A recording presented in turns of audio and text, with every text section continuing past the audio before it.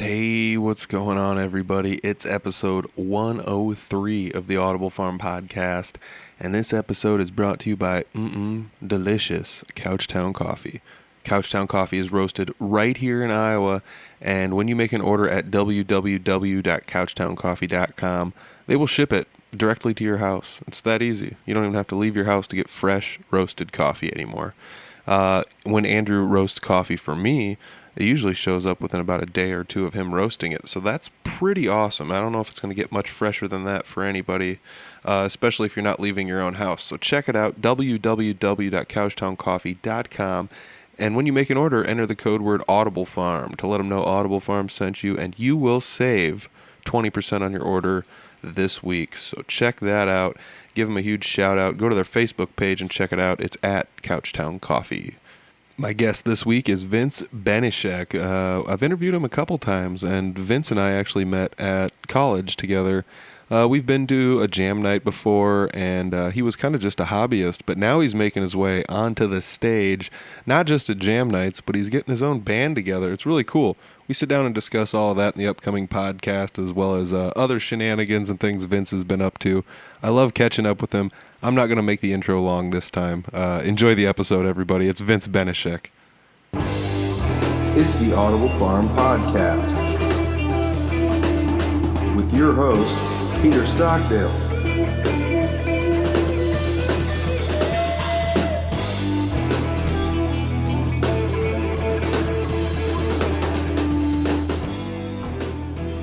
What's up? All right, I'm sitting down with Vince today, Vince Benyshek. It's been a while since I've talked to you, not only on the podcast, but actually like kind of in person. Yeah. You know, we keep in touch in text, but you were telling me you got a show coming up here, man. I mean, that's really cool. Oh, yeah. I mean, I'm like not exactly a headliner for it or anything. I'm just kind of filling in. I've got a 3-piece that I'm going to play with a little bit. We're going to bust out maybe like, I don't know, 8 songs. Oh, sweet. But, yeah, it'll be a fun time. We did it a while back because I actually started it because there's this band back home that I play with, Eastern Iowa, they're called Contagious Behavior. Okay, cool. And, That's a cool name. Yeah, they're pretty cool. They just like a lot of bluesy stuff. And I was like, went to one of their gigs one time. I was like, hey, in between your sets, can I just like play? You know, and they're like, yeah, hell yeah, because I used to jam with this band all the time, and I step in every once in a while and play with them. And they're like, oh, of course, man, we know you. You know, you're freaking good, whatever, blah, blah, blah. Like, Yeah. freaking go ahead. So I busted out, and they're like, man, that was really good. And I was like, really? Because I thought it's like, I was so scared to play by myself. Like, Yeah, that was the yeah. first time I ever did that, you know? Oh, yeah. And there was a bunch of people there, so I was like shitting my pants pretty much. Like, I was like, man, you know, like this is scary, but not really. I got over it, you know, and it was fun. I had a lot of fun, and I mean, that's one of the coolest things. We're definitely coming back to these stories here in a second, but like you and I, if nobody's listened to any of the other podcasts with Vince, I'm just going to run them down real quick. Go back and listen to them for more details. But you and I originally met at Iowa Central, and you played guitar, but you didn't really like play gigs or anything really. But you could play. You could play well enough that you could pass for playing guitar. And you know, by the time we were close to graduating, you and I went to a jam night together and just went up on stage and played a show together. Yep. You know, we played 3-4 songs, something like that. You know, just some simple songs and rocked it. And you played the bass, and then it got to the point where the last time I had talked to you on the podcast, you had went to a jam thing and jammed with Kevin Burt. Yeah. Which, like, I remember watching Kevin Burt like 10 years ago, you know, and he's freaking awesome, you know. that was awesome. Yeah, dude. Yeah. The guy's a legend in his own right. If you guys don't know Kevin Burt, check it out. Vince got to play guitar with him. That's sweet. Straight That's sweet. up, man. I was just talking about that with some people the other day, and I was just like, man, you know, like when I busted out I got this big hollow body ES335 Epiphone, and that I've kind of did some modifications to over the years. My first guitar. Nice. And I like pull it out, and he like looks over. Damn, man, that's the sweetest Epiphone I ever seen. And I was just like, hell yeah. I was like, hopefully I can play it good enough for you. But yeah, that was really cool. We got to like talk a little bit about that. and you and I on the second time we talked, we like drove out to go see oh shit, now I'm gonna forget the Glenn name. Buxton. Yeah, Glenn Buxton's grave. Dude, like somebody was trying to tell me it was Cliff Burton that was buried there. And I was like, no, there's no way Cliff Burton's buried in Clarion. But anyways, and now that's been stuck in my head for the last like 3 weeks and I can't get it out. But Glenn Buxton, we went and drove to see Glenn Buxton's grave. And it was actually like the anniversary of it not terribly long ago. I want to say I saw it on my Facebook. But that was a fun time too. That was like one of the only times I've like done a podcast on the road, and it was kind of a fun time to be able to do that. But now it's come full circle to the point where one of the last times we were conversing frequently, we were talking about how you played a show with your band before a concert. And it was like, you sent me some videos of it and stuff like that. And I was like, dude, this is really cool. Because like Vince went from just being a guy that didn't play any shows like the first time I talked to him to having like gone to jam nights and played with Kevin Burt a little bit to now you're playing in a whole band. So it's like come full circle. It's come full circle all the way around to that. And it's really sweet to have that, be a thing. Oh, definitely, man. It's been so fun too. Like, and the way we kind of ran into this is, I played by myself, whatever, for the Contagious Behavior band. And then like they had another gig. They're like, dude, you need to come back and do that again for us. Like, because that was awesome.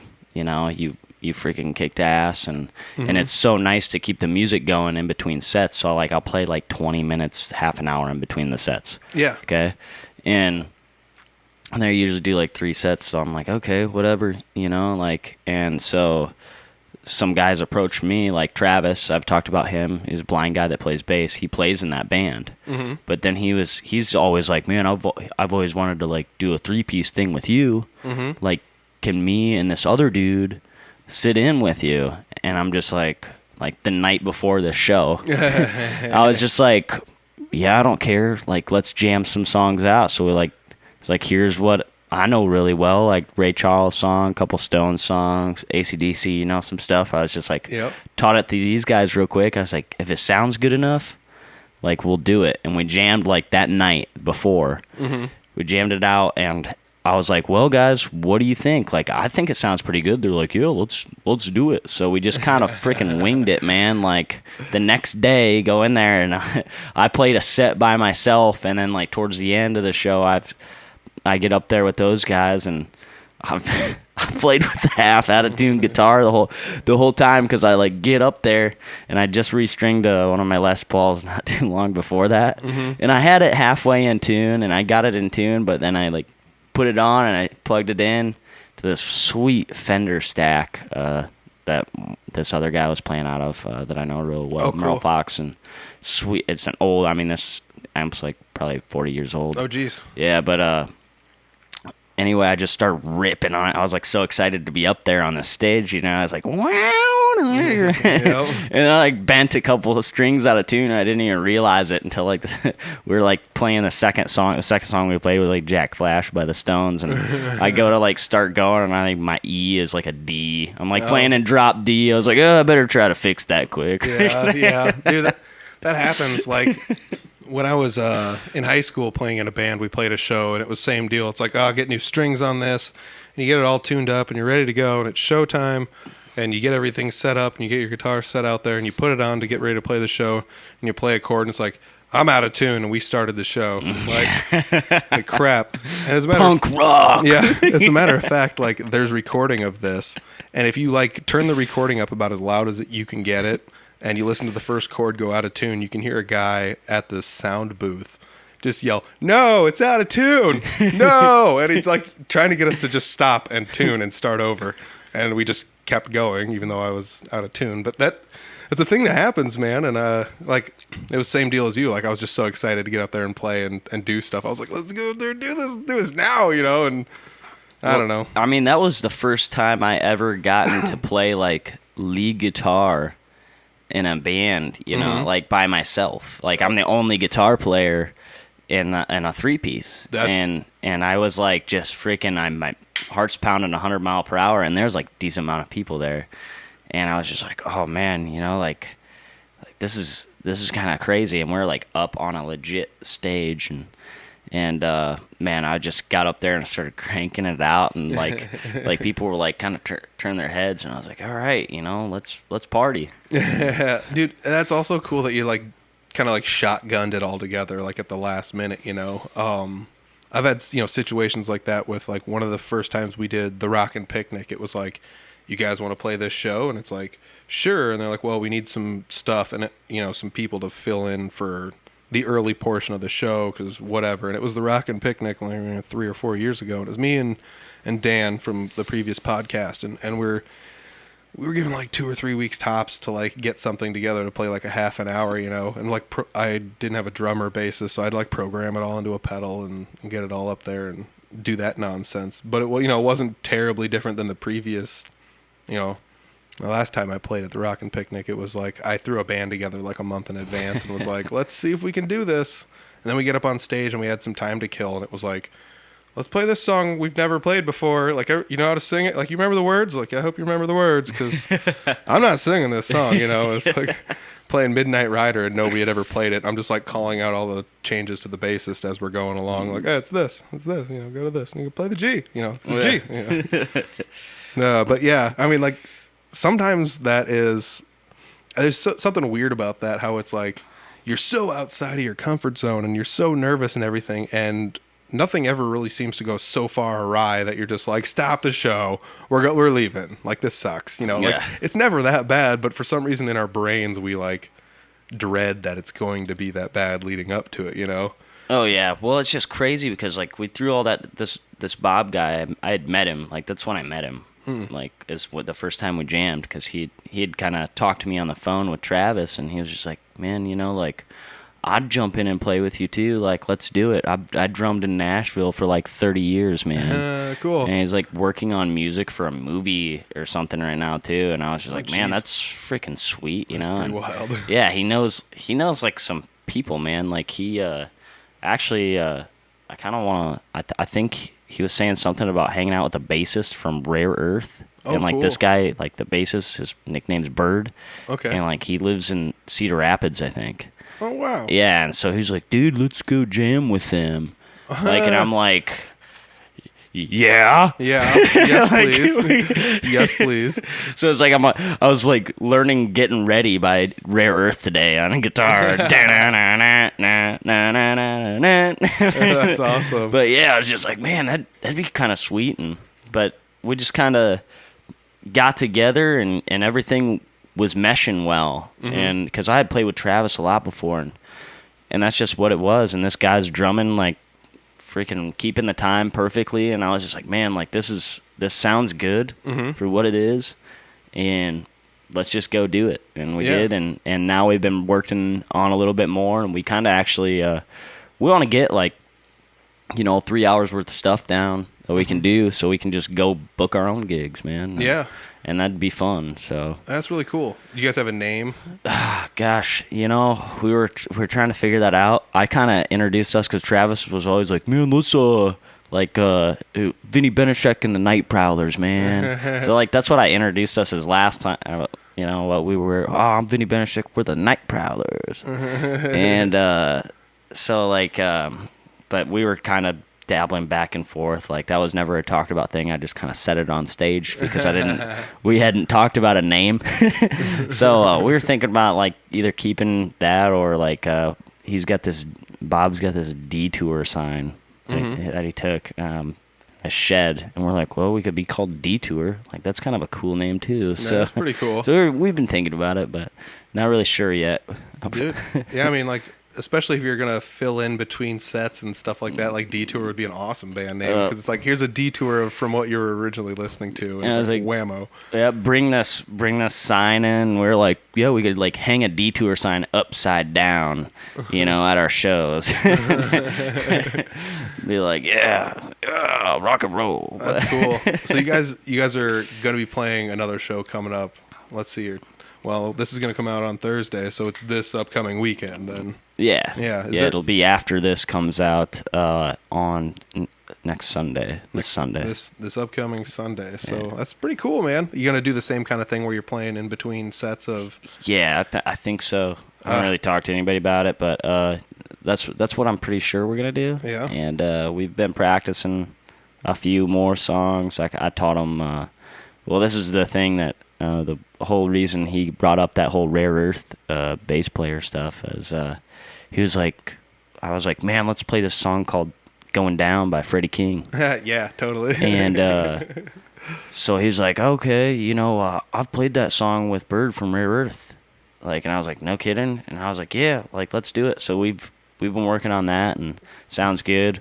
Working on Johnny Be Good by Chuck Berry, and that one's fun. That's cool. And that was a kind of just like I kind of just started ripping it out while we were practicing the intro to it, and I was like, it's just a blues and A, man, like just follow it. Yep. And then boom, it just kind of happened, and we go through the song, and I was just like, well, that sounded good enough, like we'll add that one. Yeah, that's cool. Dude, yeah, anybody that's been to a jam night that I've been to, I force you to listen to Going Down by Freddie King. That's like one of my favorite songs to play. So fun. Dude, there's ample space for somebody who's playing leads to fart around, as well as like throw a solo in between every verse, Start the song out with a solo, and like all of a sudden it's like this song has 6 solos and tons of shredding leads, and I'm barely singing, And like, yeah. It's like that adds up to a good song to me. You know? That's basically like why I decided to choose it too. Is like, man, I was like, this is like a good filler song. We could just throw stuff in to add time. Like, because you're always like looking for something like, man, you could take a 3-minute song, 4-minute song, and add 2 minutes on it.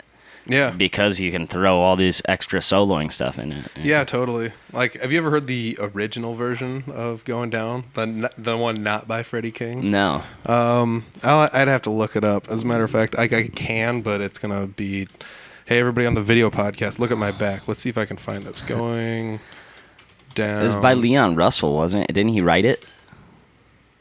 Let's see here. So it says Freddie King, but there was another band that did it before. Let's see here. Going Down. Going Down may refer to... let's see here. Blues Standard by Don Nix. Yeah. But let's see here. Don Nix wrote the song, and somebody else performed it before.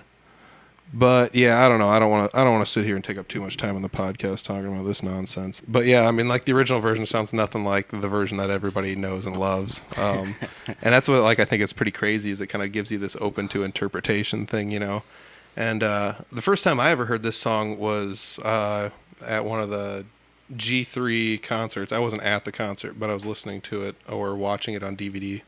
Or whatever, DVD. I'm date myself a little bit, but yeah. So I'm like watching it on, What is that? Ultra disc, and I got this 8mm on a reel. I'm projecting it onto the TV. No, so we're watching Going Down. It's like them playing Going Down, but it's just like Steve Vai and like I don't know, Joe Satriani, who cares? Eric Johnson, whoever was the third person, but they were just destroying it, and it's like this is insane. And then you start to look it up, like this song's really not like ludicrously difficult. I could probably pull something off like a dumbed down version of this.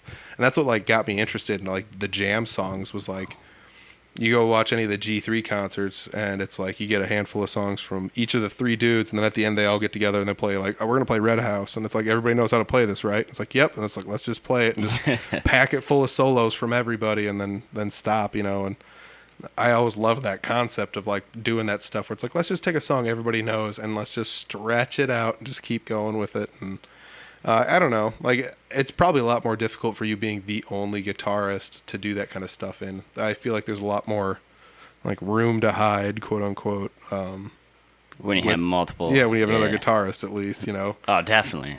But it's like I don't mind. Like I'm not the best, but I can. Like we had this saying, "Fake it till you make it," man. Yeah. Like Yep.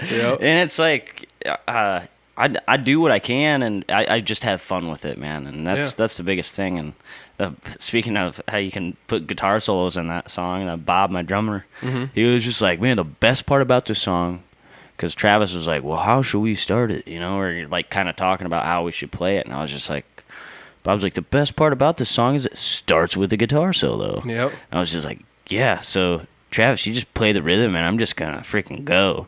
Yeah, dude. Yeah, I mean, I think on like the Freddie King one, it starts out with like 3 piano pickup notes, but it's like whatever, just start it anywhere and just keep going, and you don't even have to start it with the words if you don't want to. And I don't know, like that's always been one of my favorite songs, at least for that, and you and I talked about Freddie King quite a bit because it's one of those weird things. Like at Iowa Central, how many people had ever heard of Freddie King? Well, it's probably you and I, and then we were the only two. Like I'm not trying to be like, maybe some old teachers and apologize if Doc Don's listening, but maybe Doc Don knows who that is. I highly doubt Doc Don is a blues enthusiast. But, oh man, but honestly though, like. Love Doc Don. I know, me too.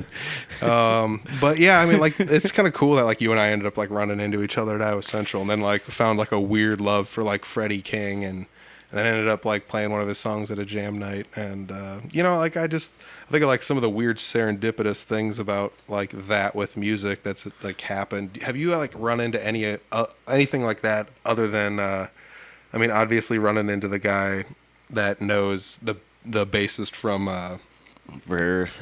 Yeah, I was gonna say Earth, Wind, and Fire, but that's where my brain is at right now. It's not in the right spot. But yeah, definitely not the same thing. No, but like, I mean, I think about that kind of stuff with you. Like, we got to play like Going Down. We ran into each other. Not like that's like a shining moment for you, but like, then you were like, dude, I played with Kevin Burt. It's like, fuck, I know Kevin Burt. I know Kevin Burt. He's amazing. And the dude, like, during COVID was playing, like, traveling concerts out of the back of a truck. He was playing for everyone, everywhere. The bus or whatever he does. It was insane. It was so cool. He'd, like, just show up in a parking lot at a place and go live. And he's like, if you want to come watch me, just park in your car and watch me. And then I'm just going to leave in, like, an hour and go somewhere else. Yeah. And he was just cruising around playing music for free for everybody. It was wild, And I love that you, like, have been able to do stuff like that. Anything else that you've like run into goofy stuff like that as far as I don't really think so. And that whole Kevin Burt jam thing was like kind of cool how that happened, because like I went and saw this band that was playing kind of by my hometown. Salt Loaf Cider is the name of this place, and I'm hanging out, and this big freaking black dude, Kevin Burt's up there like coming in to sing every once in a while. I was like, man, you're a bad cat. Like, yeah, I dude. just walked up to him. I was like, dude, like... That's so cool. Like, that's awesome because you don't know who he is. And you're just like, dude, you're really good, Like, no, I didn't know who he was at the time. And then, like somebody... one of my best friends, his dad was like, dude, Kevin Burt's a bad dude. Like, you should look him up, look into him. And I started looking him up after that day. But, like, I walked into him, and we probably talked about this before, so I'm not going to dwell on this, but... I just walked up to him. I was like, man, you remind me like a lot about Freddie King. Like, Oh yeah, and then he's probably just like, oh, you freaking know who Freddie King is? Like, he's literally like, kid, how the hell do you know who Freddie King is? And I'm just like, well, he's one of the best. He's like, you must play then. And I was like, I wouldn't say that. And he goes, listen, man, show up to Parlor City in Cedar Rapids on Wednesday. I'll be there. I want you to play with me. I was just like, oh snap! Okay. Yeah, and that's like the crazy thing where it's like if I was at a place and Kevin Burt was there like filling in singing every now and then, I'd just be like, oh cool, Kevin Burt's here, and I just like hide in the corner the rest of the day because it's like I'm not gonna bother Kevin Burt. I'm not talking to him, like. But it's like so cool that you don't even know who he is, and you're just like, hey, what, dude? You're really good. And it's like, and Kevin's super cool. I've dude. never met him before, but I know just from his like interactions online and how he acts, like he's a very humble person about it all, And it's really kind of neat to have that, have that be a thing, Like it still kind of blows my mind that you've played with him, I remember you sent me a selfie with it, and I was just like, what? Yeah, I was like, take a selfie with him on stage. I was like, bro, I was like, can I get a picture with you? He's like, what's that? I was like, can I take a picture with you quick? He goes, yeah, as long as that badass Epiphone's in there with me. And I was like, okay, man, cool. Dude, that's so cool. That's so cool. Oh man, you ever try to like attend any jam nights and jam out like a little bit at jam nights with people, or? I haven't lately. I've been wanting to. I mean, that's like something that's kind of on the radar for us. Like the guys that I play with, we've been talking about it. Hey man, we know of a couple jam nights here and there. Like let's just show up and burn the place down. Yeah, I mean that's a thing. I've definitely been to jam nights where sometimes like a whole, and I'm using air quotes again, band gets together and they're like, hey, we're gonna take over this thing for like 3 songs and then walk out. It's like sometimes it's a band that doesn't play very many shows, or they might play like once a year, or maybe they're just a basement set of rockers, you know, that like they don't really have any desire to play shows, but they'll go to an open mic night and rock out 3 songs. And it's kind of fun when that happens though too, because like the whole night is this like experimental thing of like people playing songs they don't normally play sometimes and just jamming. It's like, what key is this in? Oh, it's this key. And they're just noodling around and stuff. And then all of a sudden, like 3 guys that know what they're doing and then are like perfectly tight, like get up there and they're like, wham, here's 3 songs for you, you know, or... Well, it's like, that's like, you know, we haven't played a heck of a lot together. I mean, just the other day was the first time I jammed with those guys in like a month. Mm-hmm. So it's like we had played 1 time since we've played a show last. Mm-hmm. And I was just like, okay, I need to get back before this next weekend, whatever, and jam something out, you know, and get some stuff worked out. And we did, and it sounded pretty good, and I'm happy with it. But yeah, we've talked about it, and it's like, hey, let's go to a jam night, you know, and just get up there and because we haven't played a lot of places, so it's like we're gonna go walk in somewhere and nobody's gonna know who we are, and just like get up there and sound halfway decent. People are like, huh, like it's kind of like get your name out there type of thing too. Yeah, totally. And but speaking about people, just running into people, Jordan Reuter. Yeah, I met him. I was just at a party, like it was my buddy, it's his birthday. And from back home, but he lives kind of by Harcourt now. Okay, yeah. His like girlfriend is friends with Reuter's girlfriend. Oh, wow. And so I'm there. We're drinking, whatever, having a good time, and like I'm playing my guitar, and this chick's like, "Well, my boyfriend's bringing his guitar." I was like, "That's cool. Like, let's jam. I'm always down to jam." Mm-hmm. And like Reuter shows up, and like introduced myself, and he's like, "Oh, I'm Jordan Reuter." I was like, I've seen you on Audible Farm, dude. Like, he's like, yeah, you know Stockdale? I was like, heck yeah, dude. That's like, awesome. That's so cool. Dude, Jordan Reuter is such a cool cat. He's also gotten really good since the last time I talked to him. And not that he wasn't good before, but I don't know what he's doing, but he put the hammer down. He can do some crazy stuff now. Yeah, he's very talented. We were just jamming. I mean, like he's like, well, just tell me like what key you're in, and I'll kind of solo behind you. And, dude, yeah, it's nuts. And then vice versa. Mm-hmm. And that's just kind of what we did, man. And he was just ripping stuff out. And he's a very good singer too. Yeah. Like, oh, dude, that's the other crazy thing is he's so good at singing too. You know, and it's mind blowing. You know, he's got the total package, and he's running with it too. I mean, he's plays in Blue Ribbon Ramblers with Clint and the Day Drinkers, and does some solo gigs and stuff here and there too as well. But dude, I mean, like, yeah, he's good. He's good. You know, like, I don't know. It's tough to just sit here and like compliment people a whole bunch, but it's fun to run into those kind of people. So it's like weird that like, you know, you've run into somebody that I've known or I'd interviewed or something like that, and even brought up the podcast. Yeah, heck yeah, man. Well, Matt, same thing with Matt Woods. I went to see him a while back. Actually, where I'm playing this weekend is where I saw him at. Oh, cool. And so, like, I kind of, like, walked up to him, and I was just like, hey, Matt, like, because I had messaged him. I wanted a Matt Woods shirt. Mm-hmm. And, like, on Instagram, I'd been like, hey, man, like, I'm here. Like, let's find a day. And then I, like, was, for some reason, at my hometown in eastern Iowa that weekend. Mm-hmm. And I was at one of my favorite local bars, just getting some food during lunchtime or whatever, and somebody's like, man, I guess some real good cats playing out at Sutliff tonight, you know? And I was just like, well, who's that? Let me look it up. Matt Woods. Yeah. Blues and root music. And I was like, what? Yeah, dude. I was like, I'm going. I was like, what time does he start? Oh, in like 2 hours. I was like, all right, I'm going out there. Like, yeah, just pack up shop and go see him, dude. And he's that good too. Like, just recently released an album not too long ago, and released one semi recently. Oh gosh, who plays? Arbuckle. Is it Dan Arbuckle? Yes, I think so. I think that's right. I didn't want to say his name wrong, but yeah, it's like Arbuckle and Woods is the album. That's another super tasty album. Yeah, they got this hound dog, or like this bloodhound on the front of it. I thought that was like pretty bluesy like style. I was like, man, I've always kind of had that thing too. I got a hound, you know, and I was just like, man, like, I want to put a hound dog on the cover of an album sometime, like my dog. And I saw that, and I was like, oh, man, that's cool. Yeah, I mean, that's one of the weird things where, like, when I was talking to him in the podcast about, like, blues and or roots music, you know, like, the hound dog seems very rootsy, you know, like, as opposed to, like, blues is kind of a wide genre anyways, because it's like, well, you can go all the way to, like, heavier stuff like rock or metal, you know, or, like, start to get twangy and more country-ish, you know, or you can, you know, take it this like super soulful, one guy on a guitar kind of feel. It's kind of like ramped up, like heavier folk music of sorts, you know? So it's kind of crazy that, you know, like even he was like aware of that. And so you like incorporated the two. And I would definitely say like if you and I had to pick, like you would definitely lean more towards like the rock and roots end of blues, where I'm more towards like the rock and metal end of it, you know, like. Well, it's like I think I was trying to think of what I play, like the closest thing to what I play, and the other day, and I kind of come up with boogie rock is what I do.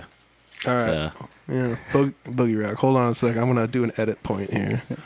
All right, so you play what is it? Boogie rock? yeah, I was like, cause that's a big thing. Like that's just I was trying to figure out like the best way to describe what I play. It's like, oh, I'm a boogie rocker, you know, like kind of like bluesy rock and roll, like old school, like you can include bands like you know, it's like almost like rock and roll dance music or bluesy, you know, like that you want to get up to and like jab to, but and soul, like kind of a little bit soul too, but yeah, I was like, I'm a boogie rocker, man, and like kind of like Alvin Lee is one of my heroes. It's like when I listen to him, I want to get up and jive, or like Freddie King. When I listen to Freddie King, like playing some of his stuff, I was listening to Freddie King all day today, dude. Oh, dude, that's awesome. Like, that's awesome. Like live, like a whole show, like video and stuff.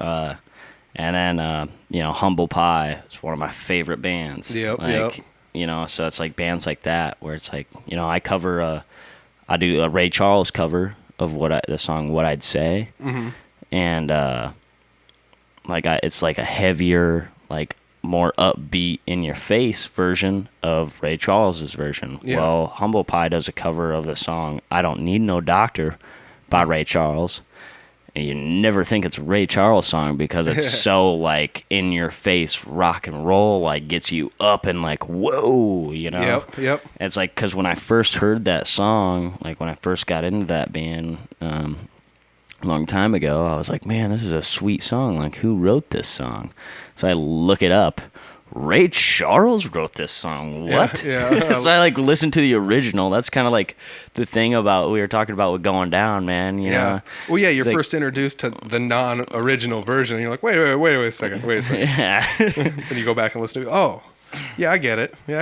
You know. But yeah, and it's just like, and that's my favorite part about music is like it's open to interpretation, man. Just like you said.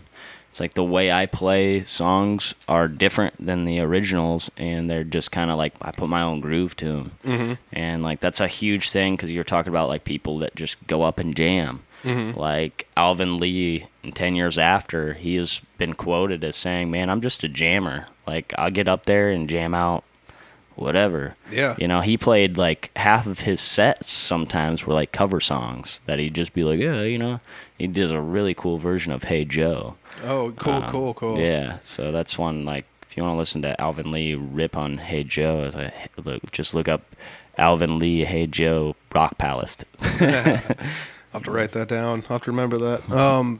We were talking about that once as far as, like, playing, like, solos to songs. It's like, how do you go about, like, if you, like, oh, let's play Voodoo Child. It's like, how do you go about doing the soloing for that? And it's like, well, some of it I like to attack as closely as possible, but like if you get to this section where it's just like, oh, it starts taking off into this minute-long solo, maybe like memorize like a little bit of the first part of it and then just start going into whatever you want, because it starts to blend into something that it's like, this is my take on this original thing, you know? It's almost like, I don't know, it's like adding your own ingredients to this recipe that's already existing, you know? Yeah, definitely. I mean, that's just like we've talked about that before, and probably on the last podcast or something. I think we were talking about it in a text message once. Like, no. Because I was playing Going Down, and I was just like, man, I've got like this intro solo. It's almost to a T, but it's different, you know. And that's kind of exactly what you said. You're just like,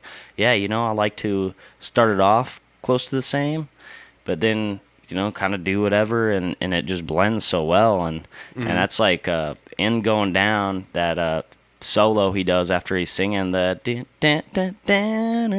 you know, like where he's playing those really high notes. Yep. It's like I'll start with that and then I'll just go to something. Yeah, like I'll just run with it. Yep. You know, and I've never played the same twice, but it's like sounds similar. Yeah, I mean, I've done stuff like that. Like that's one of the songs I pirated like the intro and outro riff to it. So it's like boop boop doop boop, like the first beginning part, and then it's like I just do whatever I want, and then it follows the down beats like meow meow meow meow bow. Yep. So like the solo, everything in the middle is my own, but like you'll be like, oh yeah, this is the solo, and then you're like, oh, this guy's going a completely different direction with it, and then by the time you realize what's happening, I like took it right back to where it should have been and how it's supposed to end, and it's cool how it all works out. I kind of stole that idea from, well, everybody does that, but like honestly, I kind of stole that from like Grateful Dead and those like super jam bands where it's like we're gonna start out playing one of our songs, and then like the bridge hits and they're doing a solo, and then all of a sudden they're like in a different song, and it's like, wait, weren't you just playing this song? And then like 13 minutes passes by and they like end the song they started 13 minutes ago. It's like, wait,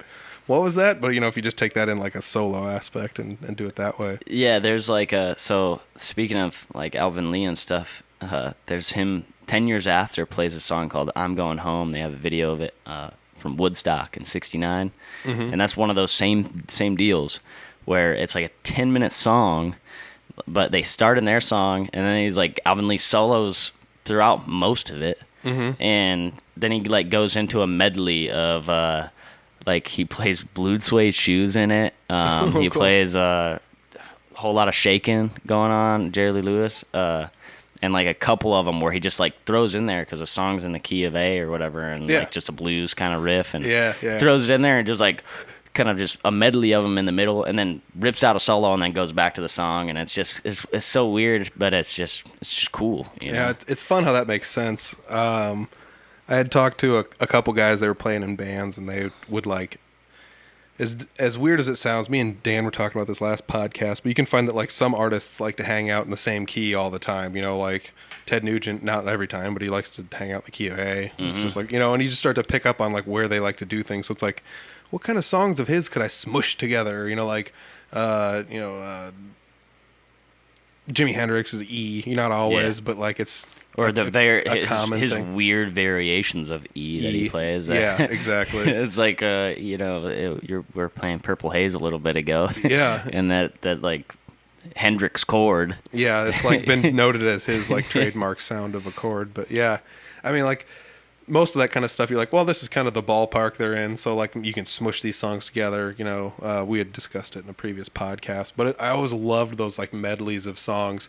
Even if you take it down to like where it's going to end, and right before you hit the end note, it just starts on the verse of the next song. Like it's like, oh my gosh, I love that kind of stuff, and I don't know why it's like, because like the party doesn't stop when you think it's going to stop. It just keeps going. And you're like, oh, it was a false finish. Like, they're going to go all the way through this next song. This is so crazy. Well, it's like cool. One thing is like, that's something Travis was wanting to do too. And the last time we played, he would literally like, we would end a song, but his bass riff would keep going. And like, he would just start the next song right there. And like, I would like be like sitting there, and then the drummer would kind of come in behind him, and then I'd just slowly start to come in with something, and I was just like, man, like, because he just kept it going, and I was like, dude, yes, like now I'm like right, like now we're feeling good, and, but that's always fun to just keep it in your face, like, like never stop. As far as like playing with Three Finger Betty, like that's one of our big things. It's just like no talkie between songs. Just play a song, get done, let people cheer, play next song, like and just keep going. I mean, there is some art to like being able to interact with the crowd, being an entertainer, but like I don't know. There's also something to the fact where it's like I've only got this much time, and I want to smush a bunch of music in here. Definitely, this is why I'm here. Well, it's like, and I personally like being a huge Humble Pie fan and stuff. It's like watching those old videos of Steve Marriott, like getting like yelling at the crowd and stuff, or like Nugent does that a lot, or like anything from Bon Scott to Angus Young, whatever, in AC/DC, doing that stuff, and it's like that's why I kind of integrate my own way of doing that and having fun with people, and I just like make it fun, especially like when you get up and people are having a good time listening to you. It's like, oh yeah, we're gonna have a good time tonight. Yeah, I'm here to rock and roll. How about you?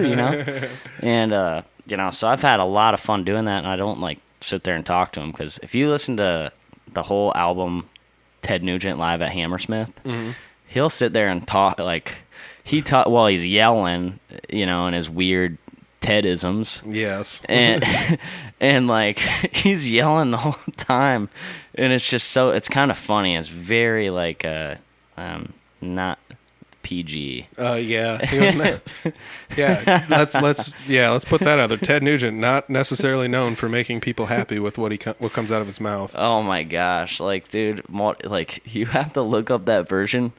You have to look up Ted Nugent Motor City Madhouse live at Hammersmith. All right, fair. It's yeah. All right, fair. I'll leave it up to everyone else's discretion whether or not they want to get on that one, but like, I'll definitely give it a look-see. It's like I remember listening to the album as a kid, and like I'm blaring it, and like in the car, like, my mom's like driving or something, and I'm just like Ted just starts saying stuff. I was like, next. Yeah. Might need to skip. Yeah. Well, I mean, I've always thought Ted Nugent songs, for the most part, always kind of reflected this weird, like, I don't want to say like badassery, but like recently I've been playing like Dog Eat Dog by Ted Nugent, and like the opening line of that is like sabotage in the downtown streets, police cars overturned. And I remember like hearing that, and I was just like, oh my gosh, like this is insanity, you know. And that's like actually almost what's happening in today's world. That's a different podcast, but yeah, like, dude, straight up on our first podcast, we have talked about like Nugent's songs like that, and like Stormtrooping, man. Yeah, like, yeah. It's like, man, it was written in a time like around like right after or towards the end of the Vietnam War. Yeah, you know, and stuff like that, and it's just like, man, you think about all that, and then you just transfer it today. It's like, man, not a lot has changed, you know? Yeah. Like, whoa. Yeah, it's pretty wild. And I mean, I don't know if we can credit Ted Nugent with writing all of his own lyrics and stuff like that. I haven't even looked in to see whether or not he was writing it. I mean, most of the songs, he's not even singing them, honestly. Yeah, St. Holmes sings a lot of it. And then that other dude that, I can't remember, Charlie Huhn or something is his name. I'm not even sure about that one. Yeah. But, yeah, I mean, that was another one where, like, I was growing up and I was like, dude, Ted Nugent's so cool. And then you start to be like, oh, he's not even singing the songs. Like, yeah. Well, that's like highway robbery right there, you know? Like, I thought this was Ted Nugent. I thought that's how he sounded, you know? Well, I like originally, like, that's why they, like, St. Holmes and Rob Grange left the band, is because it was the Amboy Dukes, and they're like, we've never just been Ted Nugent. We've been the Amboy Dukes or Ted Nugent and the Amboy Dukes, you know what I mean? Mm-hmm. And, like, so they got all pissed off about that, and then they left. And actually, like, Rob Grange he's the bass player. Okay. Like, he wrote the whole bass part to Stranglehold, which is one of my favorite bass lines, like, ever, you know? Yeah. He's kind of all over the place in that, and it just sounds so cool. But then St. Holmes wrote a lot of it, too, and like, those two in their own right are awesome musicians. So. Yeah. Yeah, I remember having an Amboy Dukes album back in the day, and the top of it said Ted Nugent's Amboy Dukes, and I was like, well, that was kind of weird. I guess I always thought it was just the Amboy Dukes, but... Yeah, is that like the Tooth, Fang, and Claw one? Yes. Yeah. Yep. Yeah. Look at who I'm talking to. This guy knows his stuff, you know? And that's another thing is, like, as much as I think I enjoy a lot of this kind of music, like, I like hanging out with people that like it even more than me, because it's like, show me some stuff I haven't seen yet, you know? Because I enjoy it, you know? So, like, send it over, you know? And, I mean, you've always been good for that, where it's like, check this out, and you'll, like, screenshot something, or... You know, back when I used to have Snapchat, you'd send me Snapchats of, like, songs you were listening to and stuff like that. Meaty thoughts. Yeah. Add it on Snapchat. I won't add you back because I don't use it anymore. God. No, that's actually, like, my web handle for, like, everything, though. That's like, yeah, that's like my Twitter, my PlayStation handle. That's everything, man. And I don't know. That's another fun one. That's another story for another time. But yeah, I mean, like, I think it's really crazy. You know, like, two of us can meet up, and you can go from being like a hobbyist to actually playing shows, to the point where, like, you're working up enough content to be like what would be the headliner, you know, the person who plays the whole entire night. Yeah. That's mind-blowing. Like, honestly, that was one of my, like, hopes and dreams, quote unquote, while starting this podcast, that I would talk to hobbyist musicians enough to the point where, like, eventually some of them I would see progress and take it, you know, to that hobby gone wild that we all have taken it to, you know. Definitely. Well, in our last podcast, we had kind of talked about that, and I'd been, like, talking to Travis at the time about starting a 3-piece with him, and we're just like, well, you know, we don't really have the time right now, And when we finally got like a drummer that had the time, and like we're trying to go back and forth, and I mean, because for me to be able to jam with them, I've got to drive like 2.5 hours, and we're getting to the point now where they're like, well, we're gonna come to you too, like that would be cool for us to come up there and like Fort Dodge area, wherever you're at, and hang out and jam for a weekend. And I'm like, dude, yes, like that's what it's gonna take for us to like continue this, because we gotta jam more than once a month. You know? Like, no kidding. Yeah.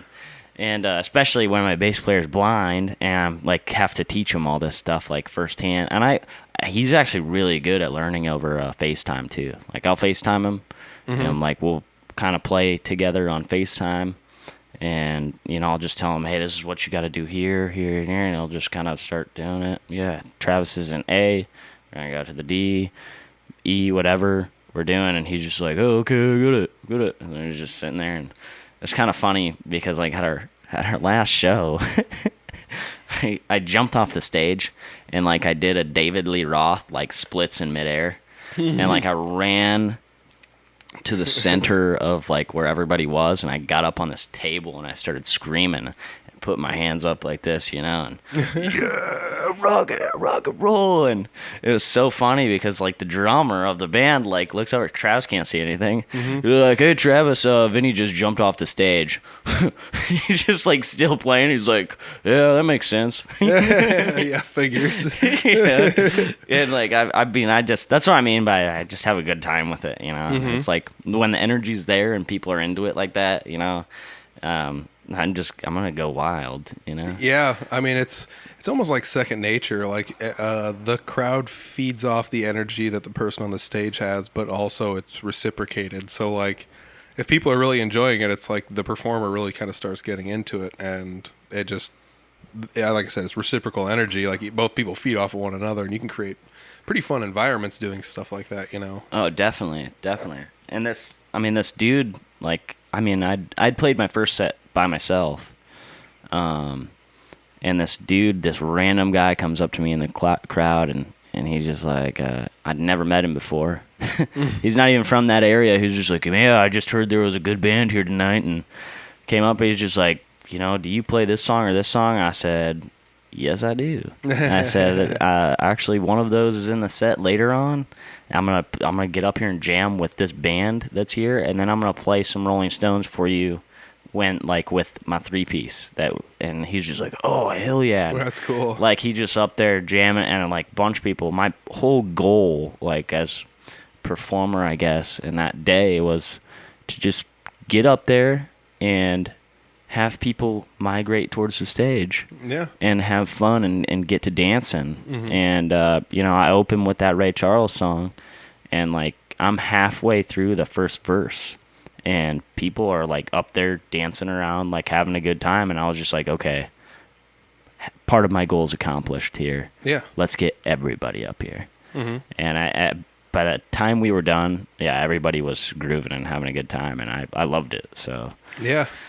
I mean, I love the concept of that, having like a band in between a band, you know, like if you're going to headline the whole night and take breaks, like playing PA music is cool, but also like having somebody else go up there to play music, I think that's even better because it's just a different flavor of something that's going on. Yeah, you know? Definitely. And that's like, you know, the guys in Contagious Behavior and Chelsea, she's a singer too. I shouldn't say guys because not all of them are dudes, but she's amazing, and those guys all come back up on the stage to play their last set.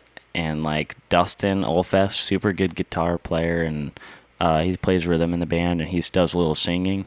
And he's done a lot of really good original stuff that he's had that I've listened to in the past now, and it's just like I kind of want to learn some of his songs and cover them. Yeah. But anyway, him and their lead guitar player, Merle Fox is his name, awesome dude. You know, they're all super good friends of mine.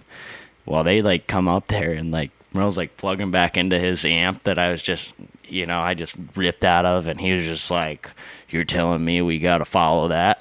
You know, he's like, man, he was like, we should be opening for you, man. And I was like, dude, I appreciate it. Like coming from like all you guys, you know, that are super talented as well. Like I really appreciate that. Like that was actually my goal for you to say that to me tonight, you know. And, Oh, that's awesome. And yeah. like, and it's just like a whole nother thing. It's like, man, you know, they're just like, dude, you killed it. Like we had no idea you were gonna get up here and do that. So you're gonna like continue to kind of borrow gear while you're playing these shows in between stuff, or are you gonna eventually bring that Bagheera up there? You know.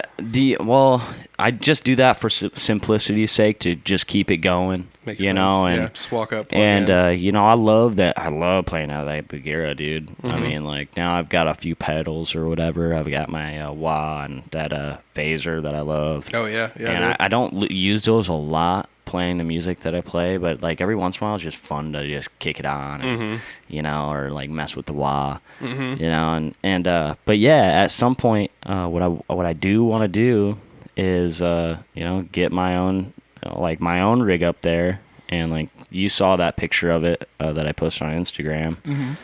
You commented on that, but that's just right now. I just borrow his for simplicity's sake. Yeah, makes sense. When I'm playing with them anyway. But, you know, other than that, when we do get to the point where I want to book my own shows and stuff, and I'm definitely taking that thing because that thing rips, man.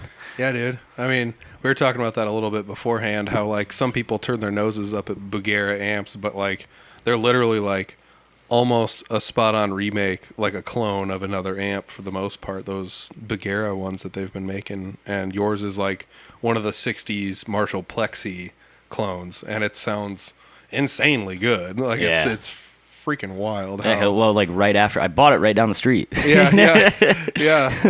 Well, I mean, we were talking about, you know, buying used gear and stuff like that, and you're like, I'm kind of looking for an amp, and I was just like, this one is underpriced, and for what it is, it models, and that doesn't model it actually, it's a clone of a very expensive amp that like neither one of us will ever be able to afford or use, you know. And so like, why not go check it out? And I knew the seller, and it was kind of crazy how it all worked out. But like, yeah, you stopped into town, and we brought it in here and put it up on a speaker, and it's, dude, I mean, I'm glad you got it dialed in at your place to like how you like to have it sound, because it sounded great just down here in the basement, you know. Yeah, to be quite honest, I haven't really messed with it all that much. I'm my tech guy. Like he was just like, hey man, if you want a little more of that, like, you know, gainy sound coming out of there, do this, and I kind of messed with it a little bit, and dude, that I love the master volume switch that I can mess with, because it's just like that. I click that on, and it's like just a raw, like, you know, plexi style freaking distortion that you get out of a tube amp, and I'm just like, oh man, like this is what I wanted. You know? Like, yeah. Make it break up without getting like absolutely insanely distorted, you know. Like that's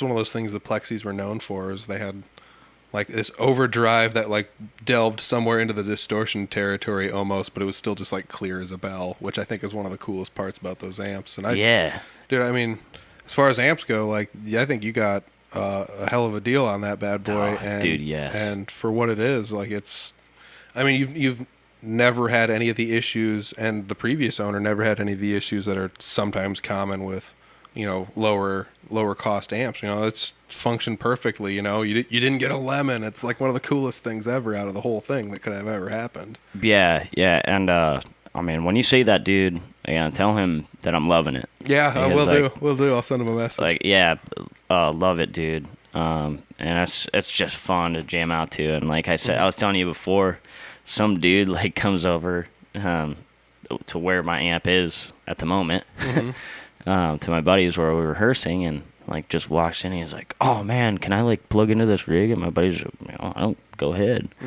You know, and he kind of plays a little bit. He goes, "Oh man, I'm gonna stop because I gotta stop because I'm gonna be here all day." And he like, puts it down or whatever, and he's just like, "Man, this dude's gotta have at least like $1,000, $1,200 into this rig." And my buddy's like, "Actually, I think he's got like $400, $450 into it." Yeah, no kidding. And he's like, "What?" Yeah. I'm like, that sounds incredibly good for that. You know, I'm like, yeah, kind of ran into some stuff at the right time. Yeah. Well, that's You know? exactly what it was. It was good enough deals that you couldn't turn down, and it was stuff that you deemed that you needed. So it was like, well, these are your options, and these are honestly like some of the best options available. Definitely. I mean, that's the worst and best part about the guitar market is like, if you want something like right away, you might not be able to find it. But if you want to sit around and wait for deals, like you can find them every now and then. You know, people either like don't know what they have, or they just don't want it anymore, or you know, things that are like quote unquote broken when like a simple soldering would fix something. No kidding. Like I don't know. I was like, my first examples with that were like pedals, you know, and I recently bought a guitar same way. It's like, this doesn't sound good. What's wrong with it? And then you like open it up and you're like, oh, this is wired very wrong. Like whoever wired this did not know what they were doing. And yeah, I guess I'm just lucky that I've dabbled with enough wiring to be able to do that kind of stuff. But yeah, I have no clue. Props to you. Dude, props to you, man. Look up a schematic. I've got a dude, man, so I just take it to him. Just look up the schematic online. That's all you got to do, and follow the schematic. But no, I don't know. I've been tooting around with a bunch of goofy stuff lately for that, but that's another story for another time. But I always thought it was kind of cool to like. I feel like everybody that's a musician goes through like a couple of phases where they're like, I have to buy like new stuff, because used stuff is like a used car. It could be garbage. You never know. But like most people who play instruments know, like, well, most used instruments aren't garbage. Yeah. You know, like 95% of them actually are not garbage instruments. You know, it's not like somebody broke it and they're trying to get rid of it. Well, it's definitely like, I don't even know if I'll ever buy anything else like musically brand new, you know, again. Unless it's like a, you know, new wire, like getting a pickup rewired or something, you know, which isn't even technically new, you know, but I'm loving the gear I have right now. And actually, dude, I saw this like this Gibson, this old ES345 like Freddie King guitar, like it's got a baritone knob on it and stuff. Cool, and I'm just like, it's like $3,200, and I was just like looking at it like, I don't want to spend that much right now, but I'm thinking about it, and yeah, we'll see. Maybe I'll buy one of those. If you want a baritone, I can send you a wiring schematic or wire one up, you know. Right. But, you know, I was actually talking to somebody on the internet not terribly long ago, and they were like, well, I put this baritone thing in a bass guitar that I had, and I leave it off most of the time. And it's like, yeah, I mean, as far as most of my guitar mods go, it's like, well, I found what I liked, and it involves almost never touching any of the flips and switches and hidden knobs and stuff. Like, it doesn't, I don't care. I just leave it here, and this is what sounds good, even though it can do all this crazy stuff. Well, the blue guitar is neat, dude. It is really neat. I mean, that thing's way out of my realm of what's going on with there, but like it's it's cool. Like, we were just playing that a little bit ago. Yeah. Like, oh gosh, it is one of the weirdest guitars as far as like, if you brought it to somebody that didn't know what was going on, they'd be like, wait, what's going on here? Because I mean, just generally enough speaking, like to anybody that plays guitar, it's got a single coil and a P90 smushed together to make a humbucker, and then so like I can use either single coil P90 or humbucker, or both, you know, single coil and P90. So those are 4 options, but I've got that in there twice, and once you put a 3-way switch between them, it starts to get really really weird. So that's that thing. And I always think it's really kind of crazy. Like, I was talking to my bassist in my band, and I really don't have a common application for any of this stuff, at least far as playing in a band goes. But like, I just find what I like and use it and go with it for the most part. And that's one of those things that I just think to myself, you know, like, even if I don't need it, it's still here. And I've like taken it to jam nights and tried to explain it to people, and they're just like, whatever, just set it up and just give it to me, and I'm just going to turn it up to 10 and play it, you know. And I get that too. That's kind of how I function, at least as far as playing in a punk band. That's just kind of the punk attitude. But like, I've found myself recently like trying to get different tones out of guitars. Like, well, let's dial the sound, you know, dial it back and clean it up a little bit here, you know. And I don't know, I've been doing like treble bleed mods and all this other nonsense, but that's a Gear Talk thing. I've debated starting up like a Gear Talk video thing or something for the Audible Farm YouTube channel or whatever. I've been really dabbling into that kind of stuff, and I think it's kind of neat. Well, and it's so weird because I was never like a huge like pedal guy until I was trying out your rig, and I was just like, oh man, you know what? I kind of just want some of those just for fun. Yeah. You know, And so I was like, my favorite pedal here was that Eddie Van Halen phaser. And I just ended up going out and get a Phase 90. Yep. You know, I've actually found one on Facebook Marketplace for pretty cheap. So I was like, hey, I'm not turning that down. Yeah. And I got a wah. Might get another wah just for the heck of it. Yeah, try 2 different wahs out, see what they sound like. Definitely. And I mean, like, but for the most part, like you kind of said, is I'm pretty straightforward. Like, I've got what I've got. Like, I don't usually use that stuff a lot. I plug, you know, for the most part, maybe a little reverb sometimes.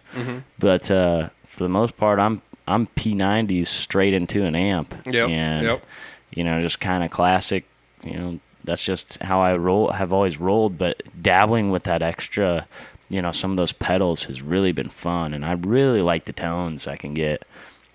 You know, it's so cool because, like, the Epiphone I have, that hollow body, it originally had humbuckers in it. And I put Gibson P94s in it. And the tone differences that I get out of my bridge and my neck pickup in that guitar are so cool. Like, you know, it's like the bridge is kind of in your face.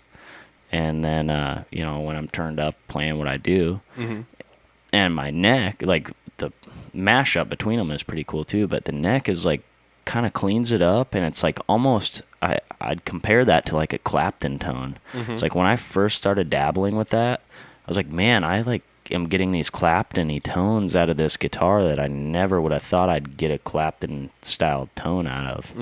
And that, and my other setup is super cool. It's just P90s too, but one of them's super overwound. Oh, yeah, you were telling me about that. And then the other one, my dude, Pappy, props to you, dude. This old guy, like, he works on guitars his whole life. He used to work on Gibsons in Kalamazoo. Oh, crazy. Yeah, like in the 70s. And he has this, yeah. And he had this 72 SG that he had, that was like an SG special. He had P90s in. And I just was going to make that Les Paul Jr., and just have that straight up one pickup in it. That's a rocking guitar. And he calls me one day. I was working in Texas, and he was working on my guitar, and he's like, man, you're going to sacrifice some tone with this one pickup. Do you care if I just throw in this other one? I'm like, what do you got? He's like, man, I got this 72 Gibson SG, and that I've got no use for. That's just parted out right now. It's just like, you know, the neck's broken on it, whatever. He's like, and the truss rod for it'll fit your Les Paul. Do you want that too? I was like, dude, that's history. Yes, I want him in my guitar. Like, throw him in there. He's like, all right, cool. And he didn't even charge me for him. He just gave this stuff to me. That's wild. And yeah, so like my Les Paul says SG on it now, but I was like, damn, like that's around a 72 SG, man. Like, of course I'm gonna put that on my guitar. The cover for it. That's crazy cool, dude.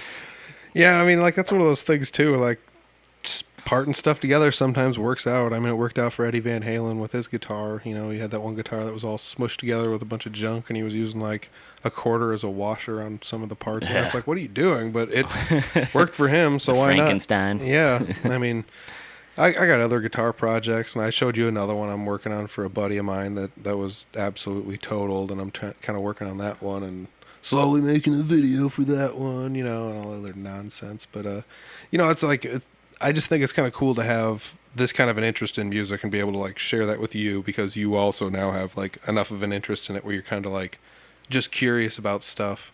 Like you like pedals, you know, it's, you don't need them, but it's like some of the stuff you're like, oh, this is kind of neat. I might try one of these out, you know. And even when I play in 3-Finger Betty, I'm only using one pedal most of the time, unless we start doing like jam stuff, and then I start to stack pedals. Yeah, really deep. Get in there. But yeah, it's like, I really started to dig it in. But, you know, it's one of those fun things where it's like, I get where people are saying, like, where it's just, I like to just go straight in the front of the amp, and I mean, well, your board kicks ass though, man. It's flashy. It's flashy, that's for sure.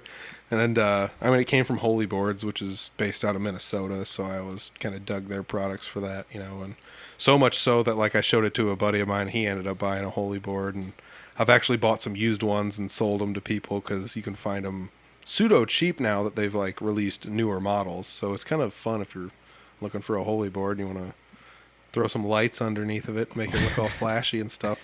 My pedal board does look like a spaceship taking off, like on the ground. It's pretty wild. Yeah, I mean, well, we plugged it into my amp when I first got it, and it's just like, man, I don't even know what half these are. Yeah. I'm gonna go ahead and just mess with it a little bit. Yeah, that is like the disaster with pedals, where it's like, what does this do? I don't even know what this does. But like after a while, you start to realize like, oh, these like 400 pedals all kind of sound the same, and it's like, yeah, they kind of do. There's nuanceical differences that might not even be audible, but well, and the big thing with you and your gear stuff, you're like a gearhead dude, and to an extent, and it's like whenever I have a question about something or like whatever, I'll just text. Well, I'm gonna text Stockdale quick. See what he has to say. Just get someone else's opinion on it. And dude, I've got those people that I bounce ideas off of too. When I was younger, I used to bounce ideas off Chris Carr all the time. And even in my when I grew up and started doing the podcast and things like that, I still bounced ideas off of him here and there just to see what he would say about things. And the bassist in Three Finger Betty, he's a hidden gem. He never wants to be on the podcast. He hides on the side of the stage as much as possible. But I mean, wiring up stuff like in my guitar that I'm going to be doing for like hopefully the Three Finger Betty album release. But like that guitar I've been working on, I had to bug him for some ideas for that too. And that one's just going to be loaded with too much stuff. That was my goal with this one, was like, put even more in this than what's in the blue guitar, because why not, And dude, that guitar is sweet too. Yeah, and I'm trying, and my thing is I should probably use a higher end guitar than the cheaper models I'm using, but I'm also like not a pro at fixing guitars, so I don't really want to like ruin a $1,000 guitar. Yeah, I don't want to like wreck a Gibson, jeez, so I'll just buy an Epiphone, and then someone's like, what about this one? It's like, well, that Epiphone looks nice, Mine has like no binding on it, and it's like yucky stain and paint, and yeah, right. Just grind it down and call it good. And well, you said something about that the other day when like we were talking about guitar, because you sent me a picture of that. Dude, check this out. I just got this. Yep. $50. Yeah. Well, why not for $50? Yeah, if someone's just giving it away like that, and it was an Epiphone Les Paul. It's one of the lower end models, but it's not the lowest end model, and it definitely warrants more than $50. And if nothing else, I'll sell it off to somebody else or sell it to a student for super cheap. And that's what I've done with almost every time I've had an electric guitar that I bought for like a ludicrous steal of a price, is I just turn around and give the value right back to a student, where it's like, I could and probably should make money off of this, but I bought it for this many dollars, and then I should pull it up online. I'm like, it's this many dollars new, and it's that many dollars used, so I will sell it to you for this extraordinarily cheap price if your child wants to learn, the electric guitar. And then at least I pass on the savings to somebody else and hopefully get somebody else to want to actually play the guitar. Well, I mean, like that's one thing I wanted to mention here. I was like driving over here thinking about what I was going to talk about and stuff, and I was like, you know what? Like, huge props to Pete over here for you do a lot for the music community, whether you realize that or not, and that's so cool, man. And like doing this and like getting people's names out there and stuff, and it's just like, man, I've heard of so many people because of you, and I've got to see a lot of cool people. And again, I'll mention this as well because you brought up Chris Carr. Dude, Chris Carr putting out all that music during COVID, man. Doing live videos all the time. Dude, guys like that, like I tuned into him so much, and like I tuned into like Brutal Republic when they were playing. Like they'd play for like an hour, and I'd be like, yeah, like sitting in my living room, like, yeah, Brutal Republic, baby. Yeah, dude. I don't think some of those live streamers during COVID realized how like awesome it was to have that available. Oh, like, man. Even if it was just a cell phone sitting in a corner, it was just like, this is awesome. This is awesome. Oh yeah. And like, dude, props on everybody that did that. Like, I mean, Chris Carr and like all those guys and Brutal Republic, those are just two I could name off the top of my head that I tuned into a couple times. And because you introduced me to Brutal Republic, man. Like that was like a thing about Brew. They were playing. Hey, you should come to Clarion, man. Oh yeah. And like see this band, they're pretty good. It's like, okay. Yeah. And yeah, they're good. And yeah, they were check them out. They were very good. And it was one of those. I talked about it with Jeremy. I've talked about it with other people, but it's like they're one of those bands where like, man, these guys are good, and then like an hour later, you're like, man, these guys are really good, and then like an hour later, you're like, how do these guys keep getting better throughout the night? It's like they're powering up or something, you know? Like they're just like their superpowers just keep getting more powerful. It's over 9,000. No, I don't know, but it's like really cool to have that be a thing, you know, just to realize there's a community out here, and a lot of us are actually like vying for each other, and we're not competing with one another. I mean, it does kind of suck when it's just like, oh, these guys dominate the market. How am I ever going to edge my way in here? And it's like, dude, you're going to be able to. Like, there's always room for somebody else. Like, places are always looking for new people to come in and play music, even if it's, you know, less often than the other guys or the people that are dominating the area market. But it's like they're always looking for people to come in and play, you know. And well, and the best part, you know, like that's one of the best things is like nobody's here to put anybody else down. no, You know, the whole music community, anyway, our local stuff that we have, and even in Eastern Iowa, is everybody is like, man, you know, like always uplifting on everybody else. And I have not heard a negative word, you know, towards really anybody from anybody else. Mm-hmm. And that's one of the coolest things is everybody's just like, man, you should go do it, you know, go do it, go do this, go do that, you know, or you're doing good. Or, you know, the cool thing here is, you know, the first time, like you mentioned earlier, the first time you introduced me or had me on a show, mm-hmm. is like, man, we're just kind of jamming, Yeah. you know, and it was shortly after we jammed and bowed that time, Mm-hmm. and that was like the first time I'd ever like played live, if you will, Yeah. In a band, not sitting around a campfire, you know, and but then the next time I'd played a little bit here and there or whatever, just at other jam nights, like you brought up that Kevin Burt thing. Yeah, dude, that's so cool. That's still cool. Like, And I sat in with a couple of people and playing live.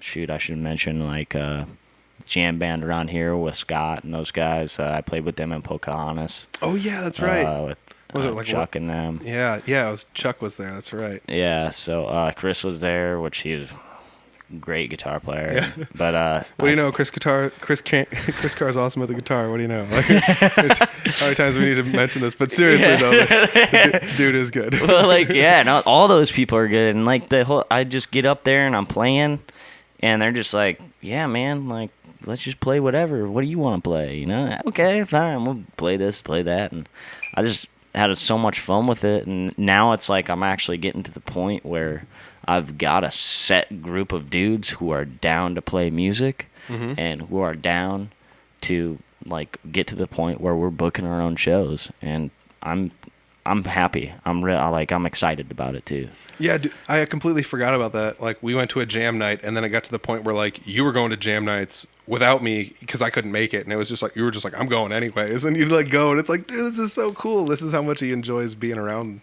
music and stuff, you know. And Do they still have them over there? Like, they have them in Barnum. yeah, Barnum, Yep. right west of Dodge, dude. Yep. We should go. Tuesday nights. I'm there almost every Tuesday. Are you serious, Yeah, man? yeah, yeah. I mean, it's like the last 4 or 5 podcasts. It's all I've talked about is the Barnum Jams. Like, dude, I love the Barnum Jams. Come to the Barnum Jams. Okay, I'm going. I'll see you Tuesday. Because yeah, right. But like, well, this is one thing I talked to Reuter about too. He's like, hey, you should come to Barnum sometime too. What was Reuter talking? He's never there. No, Like, oh, okay. I'm calling you out, Reuter. Like, get your ass to Barnum. Gosh. Dude, I'm down. Like, let's go. Like, Dude. you're saying you go. Dude, I'm there all the time. I love forgot when they were or whatever when we had talked about it before. it. Tuesday nights, bring an appetite. They got food. This is not an advertisement for them, but it's my endorsement personally. I enjoy hanging out there and playing there, and it's a fun time. The last couple weeks that we played there, we've been outside because the weather's been so nice. And so he like brings a lighting rig and a PA system outside, and we play Nice. outside on this little patio they got there. It's really cool. Everybody sits in chairs in the beach volleyball pit and around a campfire. Nice. It's pretty good time. I mean, like, the one time we were there, everybody kind of got tired of playing up on the patio, and then we're sitting around the fire, and somebody's just like, oh, I'm going to grab this acoustic guitar here. And they grab the acoustic, and they start playing something. Someone's like, I'm going to grab my acoustic. And then all of a sudden, there's like 6 acoustics around this campfire, and everyone's jamming like out on songs. Like, you take a lead. And it's like, this is so cool. There's like, Yeah. you know, and that's one of the things I like about jam nights, especially that one, is it's like, well, anything goes. Like, you don't normally sing and play. You want to try? Like, go for it. And Yeah, like, right? Yeah, and I go up there and play songs, and I don't know. Like there's people play along to stuff they've never heard before, you know, and it's in this key and try your best, and it's like here we go, and you just go for it, and it's tons of fun. I enjoy having that around as far as like going to jam nights and things like that.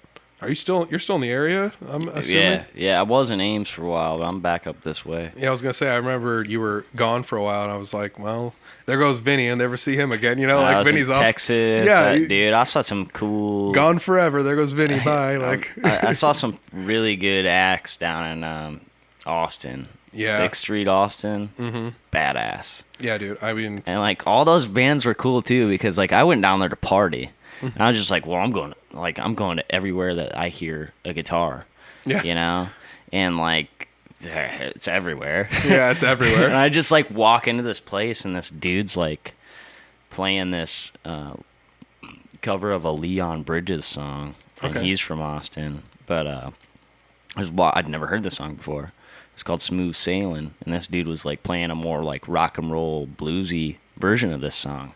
I like walk up and I'm smoked, and I'm like, dude, your hollow body's super cool. I love hollow body guitars. Yeah. 2, what was that song? And he's like laughing because he sees like I'm freaking do sheets to the wind. Yeah. He's like, Smooth Sailing, man, my Leon Bridges. He's like, have fun tonight. Be safe, brother. And I was like, yes.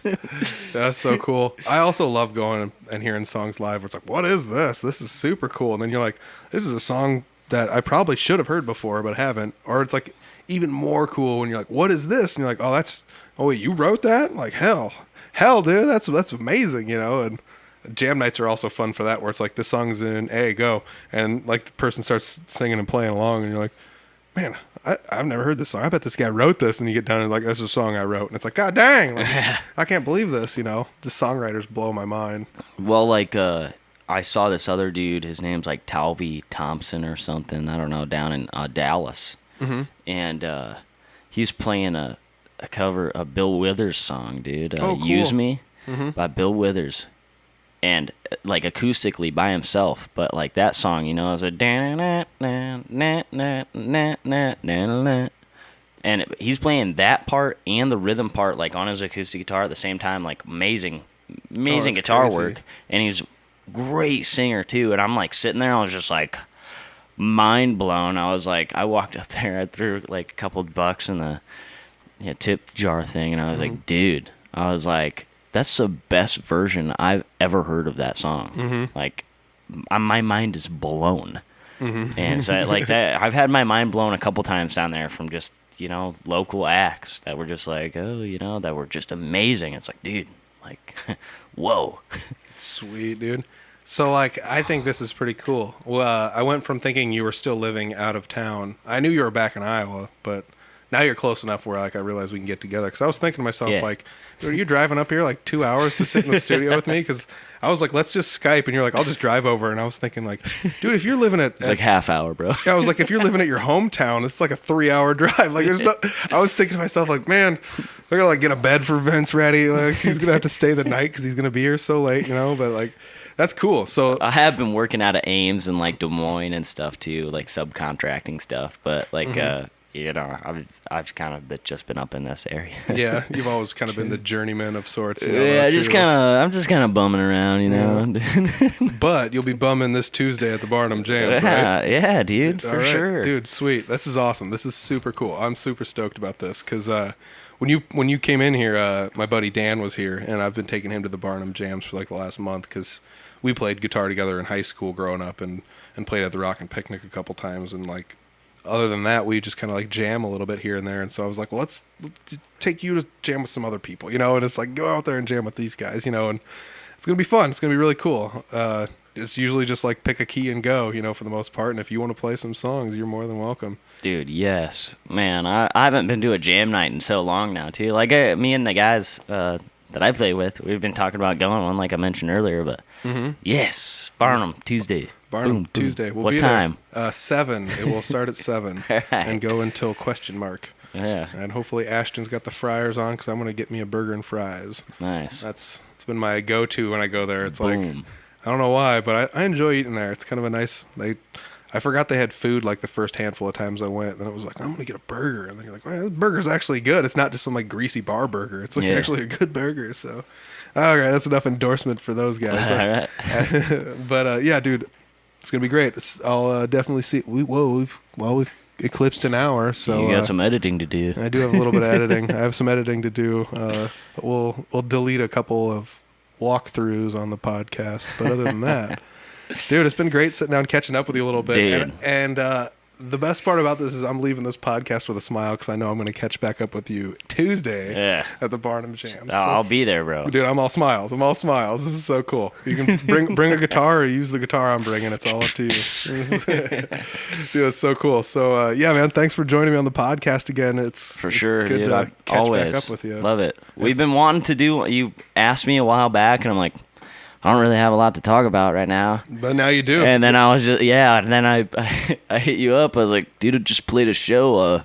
Got some stuff to talk about. If you want. Yeah. I mean, the best part about this is you've got a show coming up this weekend. Yeah. You know, it's Sunday. It's this Sunday. You got a show. Where's the show at? Sutliff Bridge. Cool. It's just like, it's kind of, it's east of Cedar Rapids. Oh, it's out there, man. Yeah, it's just kind of out in the middle of nowhere. But, yeah. I also love that, too, where you're like, don't play shows where you're in the place where you live, and I love doing that too because it's like I live in Northern Iowa, but play shows in Des Moines mostly, so it's kind of fun to be able to do that too, like travel across the state where nobody knows you. I guess from where I'm from. Yeah, you're from like Eastern so. A lot Iowa, of people do know me there, but it's like I always hated like playing in front of a bunch of people I know because then it's like, man, they're like gonna be more worse critics, you know? Yeah, and honestly, like it's probably the opposite. They're probably the people that are just only gonna tell you good things. Oh yeah, for the most part, yeah. I've had a couple like constructive criticism, which I'm always down for. I always like, because I've got to, if you go back to the other podcasts or whatever, you know, I put music on my Snapchat, and I haven't been lately, but I should start doing that again. And I've got like a cult following. Yeah. Quote unquote is what somebody told me. And dude, I show your Snapchats to all my coworkers and we love it. Yeah. It's just like, and it's just like, oh, cool, man. Thank you. You know, and like a couple of my friends from back home that are like religious, like, man, we love what you do. We love what you do. I'm always asking them if they see me play. I'm just like, how was it? What do I need to work on? You know, and they're straight up honest about it. And I love it, you know? Yeah. Yeah. I mean, dude, that's another thing is taking the constructive criticism or any criticism in general, even if it's like not even constructive, and like not just reclusing yourself about it. That's not easy. It's not always easy, dude. I've done that before where people are just like, meh, meh, meh, meh. And I'm just like, oh crap, I need to just quit doing this forever, you know? And like, well, it was funny too because we were rehearsing the other day, and like Travis, granted the dude's blind, but like he kept like getting out of time, like at a certain part of this song that we kept playing. It was like out of time, and Bob the drummer like just stops. He's like, dude, like this is what we're doing. Count it off. On 4, this is what you do. Like you hit the G on 4. And like we're laughing, and we get done, and he's just like, I'm sorry that I kind of yelled at you, man. we like, but just know that I didn't mean any of it. And everything's constructive coming here. And Travis was like, oh, no, dude. Like, I want it to sound right. Yeah. Like, I didn't care at all that you got pissed. You know? Like, but anyway. Yeah, man. Barnum, Tuesday night. Oh. Be there or be square, man. Oh, man. That's going to be a good time. So, dude, thanks for joining me on the podcast. This has been a hell of a fun time. You gave shout-outs to everybody. If you have a Facebook event link for that event, let me know. I'll drop it in the description so everybody in Eastern Iowa can come check it out. Yeah, cool. I'll let you know, man. Yeah. Usually they Contagious Behavior has their own page, so oh, cool. Yeah, send me a link and I'll drop it in the description. We'll get it all edited up and ready to go. Probably won't be able to make it to Eastern Iowa to see you play, but all right. You know, dude, I'm stoked to see you at a jam night here sometime. So. Well, heck yeah, man. That and I'll send you some videos or something. Yeah, dude. Yeah, definitely. You're always the first one I tell. That's so fun. That's so fun, man. I love having you around, man. Good to see you. Definitely. Hey, that's Vince. Good old Vince. Vince the Pince. Vinnie Barbarino. Oh, man. Love hanging out with that guy. It's been a while since we've hung out, too. Can't wait to make it to a jam night with him If you're in the eastern Iowa area and you want to make that show he was talking about, I'm going to put a link to the Facebook event in the description section down below. So you can scroll down there and check out that link, and maybe you can meet up with Vince at that show. Or maybe you live in the northern Iowa area and you want to check out those Barnum Jam nights that I keep talking about. I think Vince is going to hit up one of those Barnum Jams, so if you guys want to check out those Barnum Jams, check them out. There's been lots of people kind of floating in and out of those jams every week. You never know who's going to show up, and that's what makes it extra fun. People of all skill levels are welcome at the Barnum Jams. I'm not hosting them or anything. I just enjoy going. So if you guys enjoy jam nights or you want to see what they're all about, head to Barnum. It's near the Fort Dodge area if you're anywhere up there. So check that out. Otherwise, man, I wish I could get to eastern Iowa to watch Vince play in that show. That would be tons and tons of fun. We were even talking about it once in the podcast here, after Vince and I had originally went to a jam night or two, I couldn't make it to some of them because I had shows and other things going on, but Vince ended up going to a jam night or two on his own in the area, so hats off to Vince. He's really got the drive to do this, and he's been practicing a lot, and he's gotten so much better over the last year or two since I've known him, and I guess maybe I've known him for longer than a year or two, but in the last year or two he's really cracked down and done some really good things on the guitar, despite being very busy and traveling all over the place. So it's good to have Vince back in the area. If you guys want to check him out on those shows, that would be the best place to check it out, as his band does not have a Facebook page or anything like that yet. But I will drop some links to where you can interact with Vince down below if you want to interact with him, as well as his Snapchat, which I do not have, but I'll put his Snapchat down below for everybody if you want to check out some of those videos he posts, because he likes to just ham it up and learn a new song and show everyone what he learned. And it's pretty cool because when he was posting videos pretty regularly, he'd play a different song, 2 or 3 different songs each week, and almost never repeated songs, which was kind of cool. He'd just sit there and I think I figured out how this song goes, and then he'd record it, and it more often than not sounded really great. So it's kind of cool to have that. Just have that confidence and have him doing that. So if you got the Snapchat and you want to check it out, add Vince on Snapchat. I'll put his Snapchat down below. Otherwise, he does have Facebook. I don't know if you have Facebook and that's where you found the podcast. Maybe you can try and track him down through there. But my good buddy Vince playing shows, it's so good to hear. It's also nice to hear that, he was thankful for all the musicians making music during COVID and posting the videos. We pointed at Chris Carr and Jeremy Ober and people like that. So hats off to you guys doing that. Months afterwards, the effects are still felt from that. So I got to say thanks to everybody out there doing the live music. Even still, doing the live. Chris Carr's still putting live videos online, and it is insanely cool. So if you guys want to check any of those out, Chris Carr's page would be a place to check that out. Otherwise, you guys can check out the Audible Farm shop. Shop.audiblefarm.com will take you to the Audible Farm shop, and you can find t-shirts, hoodies, and stickers there available for anybody that's a super fan and you want to make some Audible Farm stuff. Maybe grab a sticker and put it on a water flask or something like that.